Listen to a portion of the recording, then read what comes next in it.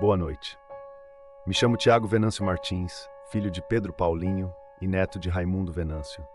Tenho hoje 49 anos, nascido e criado no estado de Pernambuco, assim como foram meu pai e meu avô.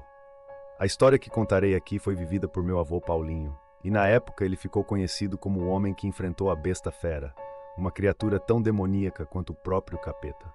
Meu avô me contou sua história quando eu era menino, e assim como me foi contado, contarei agora. Eu lembro que desde menino tive que trabalhar para ajudar em casa. Meu pai um dia saiu dizendo que iria trabalhar e nunca mais voltou. Cresci com meu irmão mais novo e minha mãe, e virei um homem mesmo sendo apenas uma criança. Minha mãe se virava para cuidar de nós dois, mas graças a Deus nunca nos faltou nada.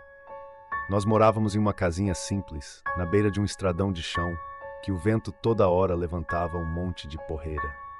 Perto de nossa casa moravam mais duas famílias, que assim como nós, tinham que se virar para ter comida na mesa. Minha mãe fazia costura para fora, e eu ajudava trabalhando em roçados, cuidando de bichos e fazendo favores em troca de dinheiro. A criança em mim teve que crescer desde cedo, mas isso até que foi bom. Nós na época não tínhamos água encanada como a maioria tem hoje. Tínhamos que andar muito até o açude para encher os baldes e trazer em um carro de mão velho, que não podia ir muito rápido, porque senão derramava toda a água. Lá em cima o sol castigava minha cabeça, que chegava pegando fogo em casa, e só esfriava quando eu jogava uma lata d'água na cabeça dentro do banheiro, feito de palha que tínhamos no fundo do quintal. Minha mãe era além de costureira artesã e fazia cestos com um tipo de cipó para vender também. E tinham vários pela casa onde guardávamos nossas roupas. Apesar de difícil, essa era a nossa rotina, mas é como diz o ditado, nada é tão ruim que não possa piorar, e foi isso que aconteceu. Uma noite minha mãe se deitou na cama com meu irmão, e eu armei minha rede próximo deles. Nós sempre dormíamos cedo, para cedo também pegar a estrada até o açude, mas naquela noite algo passou lá na estrada e assombrou as famílias que ali viviam. A única luz que ficava acesa era de uma lamparina no canto da parede, e o único barulho que se ouvia era dos grilos e do vento lá fora. Foi quando escutamos aquela ventania que assobiava quase levantando as telhas, e junto com o vento, um grito tão terrível que parecia nunca acabar. Era como se alguém estivesse gritando sem precisar tomar fôlego, e a cada segundo ficava mais alto. Minha mãe levantou, jogou umas roupas num cesto no chão e mandou meu irmão mais novo ficar dentro. Depois jogou as roupas por cima e pediu que ele ficasse lá e por nada no mundo saísse. Depois me chamou e me pediu para escorar a porta com umas madeiras e ficar quieto sem fazer qualquer barulho. Foi quando escutamos algo que vinha correndo e aquele grito alto vindo junto. Eu queria poder explicar o barulho que nós ouvimos naquela noite, mas não existe nenhuma palavra conhecida para definir o que era aquilo. Era como se o diabo tivesse saído do inferno e estivesse atrás de alguém para levar com ele. Minha mãe me mandou tapar os ouvidos quando passou em frente à nossa casa, e eu só ouvia o vento jogando pedrinhas com poeira em cima do telhado e os gritos que assombravam todo mundo ali. Quando passou, minha mãe tirou meu irmão do cesto e deitou com ele na cama, nos mandando dormir. Eu perguntei a ela o que era a coisa lá fora, mas ela me mandou dormir mais uma vez e só me contou o que era pela manhã. Eu acordei com gente na frente de casa falando com minha mãe sobre o que tinha passado na estrada e ouvi nosso vizinho falando que era a besta fera. Na hora que ele falou o nome, todo mundo se benzeu e bateu na madeira, como se fosse algo errado de se dizer.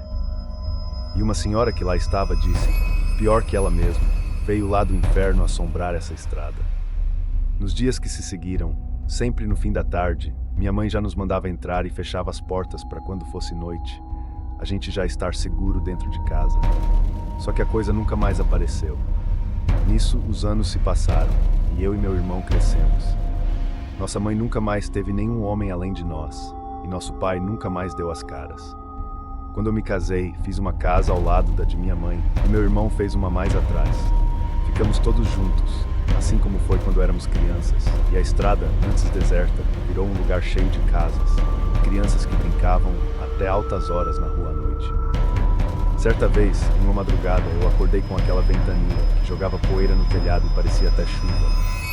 Minha mulher acordou, perguntando o que estava acontecendo, e de longe eu escutei aquele grito vindo em nossa direção.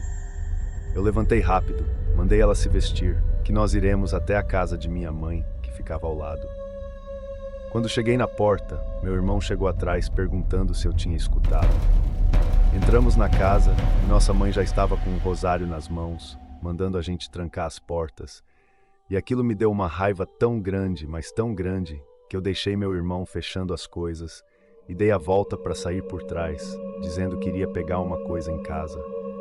Foi quando eu vi na estrada aquele vento que parecia um redemoinho e uma coisa dentro dele. Eu não conseguia ver o que era, mas o vento levantava a poeira alto e os gritos eram uma coisa de fazer acovardar o mais valente dos homens. Mas eu queria ver o que era aquilo.